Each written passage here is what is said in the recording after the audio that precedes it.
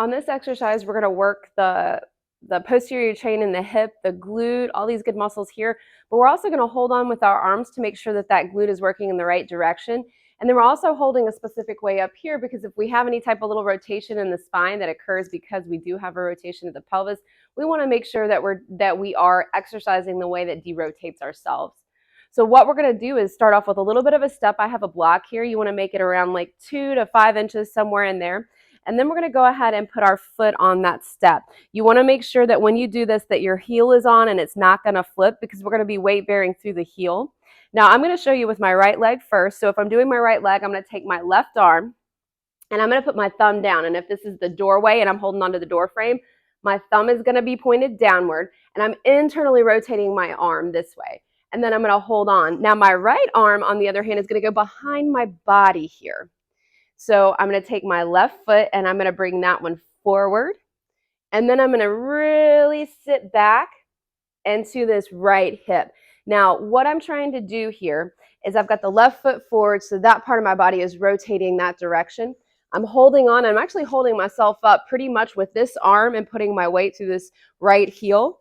Now, as I come back, I want you to notice that my knee is in line with my ankle. If my knee comes forward, I'm going to pop in this quad right here, and that's not the purpose of the exercise. The purpose of this exercise is to isolate the glute muscles here. When we do that, you should feel a little bit through the side of the hip, a lot through the back and down the leg, just a little bit, really start to contract. So in this position, we're going to lean back. We're going to take the right hand, put it behind our back. All of my weight is basically through my right heel, and I'm holding myself up right here with my left arm. And as I'm doing this, all my weight's going through my heel. If you're having trouble, you can pick that toe up on that right side, and you should be able to feel this glute kicking a little bit more. And we're just going to hold. We want to hold this exercise to where we feel all of the muscles start to fire and kick in. So the longer you hold it, you're starting off with 40% of what you could recruit. Then as we go longer, you'll start to feel the contraction get tighter and tighter as we recruit more of that muscle belly. And that's what we're going for. It's usually anywhere between 7 to 10 seconds on that.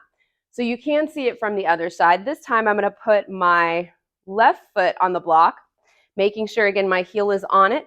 I'm going to take my right hand. I'm going to go thumb down. I'm going to hold onto the door frame, thumb down. My right foot is coming forward. It's going to be in front of me, and I'm going to sit back and put all my weight through my left hip. My left hand is going to go behind my back, picking my left toe up, and all my weight is through that left heel, making sure that my knee is in line on the left leg, in line with the ankle. Remember, if my knee comes forward, I'm going to feel it more in my quad and less in my hip. Make sure you really put all that weight through that left heel. Your right foot's just on the ground, just so you're there and you don't fall over. Now I'm also holding myself up with my right hand. Again, we're looking for that 7 to 10 second hold to where you're starting to feel that muscle contract some, and then as you hold it longer, you feel it more and more and more contract. If you're not feeling it in that hip region and you need to try to figure out what you're doing, the first thing to try to do is reset your angles, and what I would suggest is just making sure that your knee is in line with your ankle, or even try to push it a little bit further back and then try to pop up that toe on the block. If those two don't work, then go ahead and give your PT a call and let's figure out what's going on.